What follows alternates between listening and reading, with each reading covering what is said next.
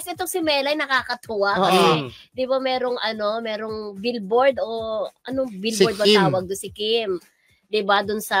Kay Biggie Bello, endorsement. Ayan! Tira mo ginaya niya, di ba? Pero, nakaganon din si Jason, di ba? Pero ang yumakap sa kanya ay tunay niyang asawa si Jason Francisca, di ba? Pero hindi ako nakabrand, no? Sabi niya. Pero ginaya niyang yung facial expression ni Kim Chiu. Di ba? At pumatok sa netizen yung panggagaya niya, di ba? Effect naman siya, in fairness naman, dapat tignan ko parang okay siya, di ba? Panalo. Kaya pag comedy rin yung dating, ang cute, di ba?